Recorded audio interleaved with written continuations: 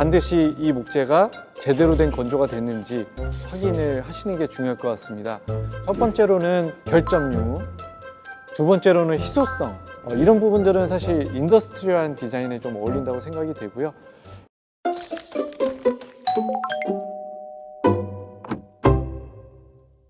예, 안녕하세요. 목재만 11년 외길을 걸어온 목재 전문가입니다. 집을 지으실 때 주로 많이 사용하시는 게 목재 제품들인데요.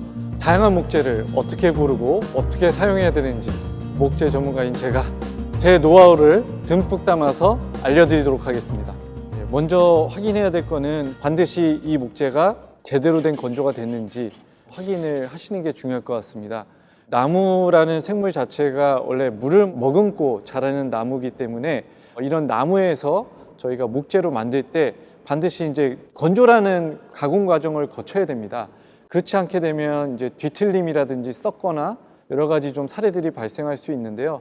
몇 년 전에 아파트 현장에서 합판에 곰팡이가 많이 펴서 문제가 됐던 적이 있습니다. 건조가 안 된 제품들을 쓰게 되면 구우균, 곰팡이, 그리고 변형의 문제 이런 것들이 다양하게 발생을 할 수가 있습니다. 수입 유통되고 있는 목재 제품들이야, 그리고 규격화된 제품들이야 건조가 돼서 잘 유통이 되고 있지만 그의 어떤 주문 규격 제품이라든지 그리고 국내에서 제재되는 목재들, 이런 경우에는 상당히 건조 여부를 좀 잘 따져보셔야 될 것 같아요.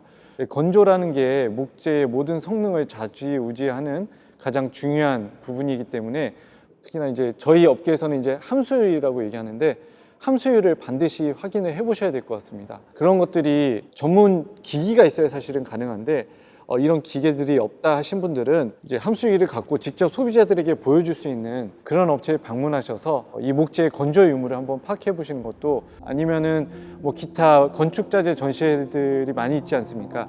예, 그런 전시회에 꼭 참여하셔서 확인을 부탁드린다 말씀해 주시면 성실껏 답변 드릴 수 있을 것 같습니다. 그 다음에 이제 따져봐야 될 게 본인의 이제 사용 목적과 디자인적인 부분을 좀 중점을 둬서 고르시는 게 중요할 것 같습니다. 크게는 인테리어와 아웃테리어 이렇게 두 가지로 나눌 수 있을 것 같아요. 그래서 인테리어는 본인께서 나는 주방에 더 좀 인테리어 포인트를 주고 싶다, 아니면은 나는 마루를 원목으로 깔고 싶어, 이런 분들은 아무래도 고급 자재를 사용을 하셔서 어떤 포인트 부분을 강조하는 게 더 좋지 않을까. 그래서 실내에서 쓴다 그랬을 때는 사실 건조된 제품과 디자인적인 요소에 많이 초점을 맞춰서 사용을 하시면 되는데, 이래서 원목 플로링 같은 경우에는 두께가 넓고 뭐 폭이 크고 다양한 제품들이 있지만 실제로는 한국만의 주거 문화죠. 이제 온돌, 거기에 반드시 적합한, 그래서 온돌에 대응이 되는 그런 바닥재를 선택을 하셔야 변형이라든지 아니면 단차 문제를 해결을 하실 수가 있으실 거고요. 그리고 이제 아웃테리어, 조경재로 갔을 때는 뭐 쉽게 말해서 데크재죠. 데크재 같은 경우에도 반드시 우리나라 법규에도 H3 등급 이상을 사용하게끔 돼 있습니다. 임업진흥원에서 그리고 산림청에서 업체들을 다 관리를 하고 그런 것들에 대해서 품질 표시 제도를 도입을 했습니다. 그래서 반드시 목재에는 H3 등급 이상이라는 그 H3 등급, H4 등급, H5 등급까지 있는데요. 그런 표시를 반드시 하게끔 돼 있습니다. 그래서 그런 표시가 된 목재를 사용을 하시면 품질적으로는 크게 문제없이 사용을 하실 수 있다고 판단이 됩니다.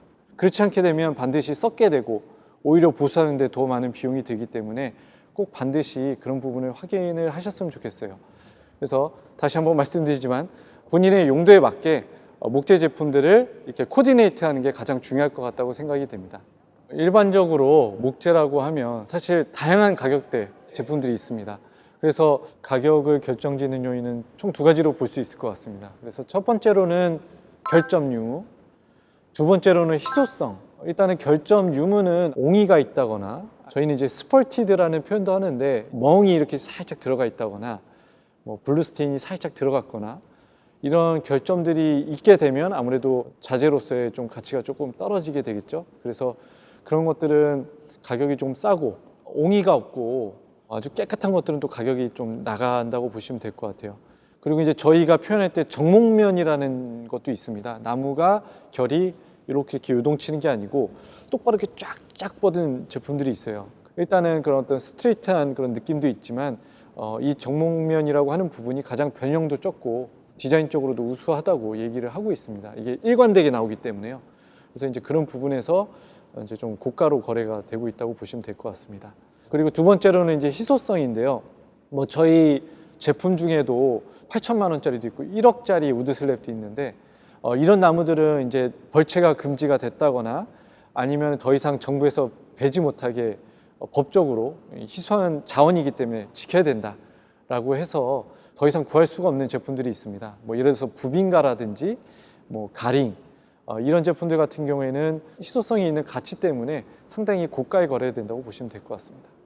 이런 부분들을 본인이 모든 걸 다 고를 수는 없지만 그래도 옹이의 유무라든지 아니면 원목의 색감 이런 부분들을 중점적으로 하셔서 그 공간을 조금 더 고부가 가치가 넘쳐나는 그런 공간으로 만들 수 있도록 하시는 게 가장 중요하지 않을까 생각이 됩니다.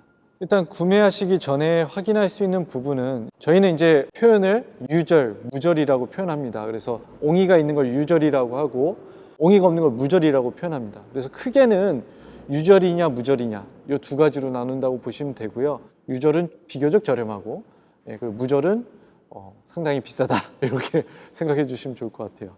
저희가 이제 시공업체들한테 좀 의견을 모아봤어요. 가장 관심을 보여주시는 게 히노키, 편백나무죠. 이 제품이 가장 좀 선호도가 높은 것 같습니다. 히노키는 사실 그 가장 어떻게 보면 고급 재료로 많이 사용을 했던 제품이죠. 이제 물의 내구성도 있고 빛깔도 편백나무가 갖고 있는 고유의 그 우윳빛깔 그리고 핑크빛 이런 것들이 상당히 이쁘기 때문에 많이들 좋아하시고요. 또 향도 상당히 오래 갑니다. 그래서 습도가 올라갈 때도 그 향이 다시 나오기도 하고요. 또 그 향을 좀 맡고 싶다 싶으신 분들은 거기다 스프레이로 이렇게 물을 좀 뿌리기도 하시는데 그런 어떤 편백나무의 그 향 그런 부분에서 많이 선택을 하시는 것 같고요. 그렇지만 이제 아무래도 비용적인 측면에서도 많이 고려를 하셔야 되기 때문에 많이 이제 쓰시는 곳이 주택을 세웠을 때 이 기둥을 노출시켜야 되는데 여기는 꼭 아름다운 우리 편백나무를 노출을 시켜야겠다. 이런 부분의 포인트로 또 많이 활용을 하시는 것 같아요. 또한 그 히노키탕을 많이 상상을 하시는데 이 히노키 향도 상당히 좋습니다. 그런 세 가지 포인트에서 많이 구매를 하시는 것 같습니다.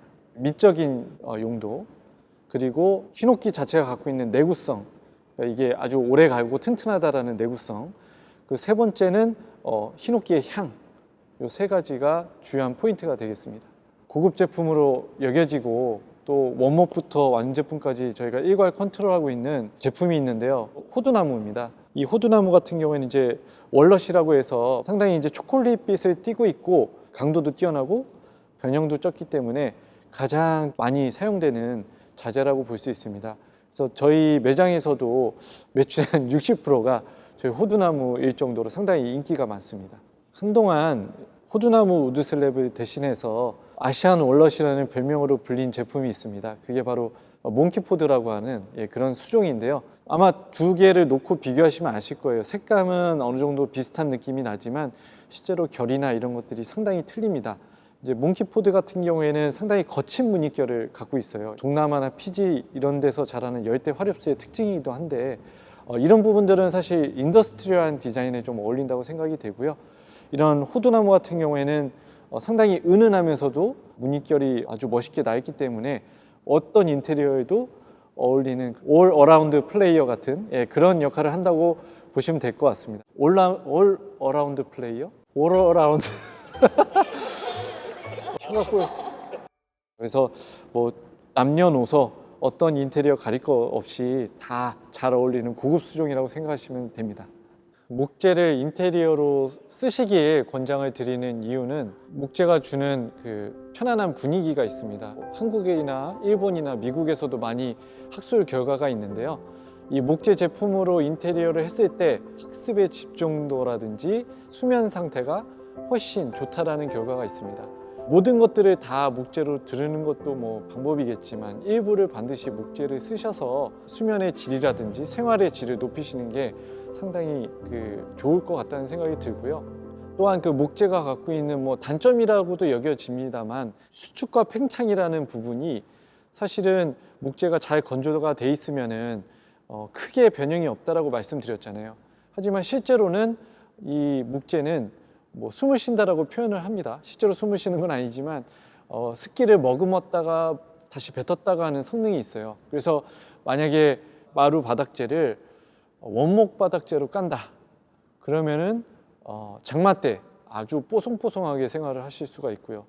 또 겨울 때는 오히려 수분을 좀 방출을 하기 때문에 여름과 겨울에 쾌적한 실내 환경을 누릴 수가 있습니다. 그래서 원목이라는 게 주거 환경에 쓰게 되면 미적인 기능도 그렇지만 학습의 집중도를 높여주는 그런 기능도 있고 또 실내의 그 공기질을 좋게 해주는 기능도 있다고 보시면 좋을 것 같습니다. 그래서 저는 실내 꼭 인테리어로 목재를 쓰시기를 강추드립니다. 강추. 목재 제품을 고르시는 데 있어서 상당히 많은 제품들이 있고요. 그리고 세상에 하나뿐인 제품을 골라야 되기 때문에 꼭 반드시 매장에 오셔서 제품을 보시거나 아니면 전시에 오셔서 꼭 제품을 선택하시는 것을 권장드립니다.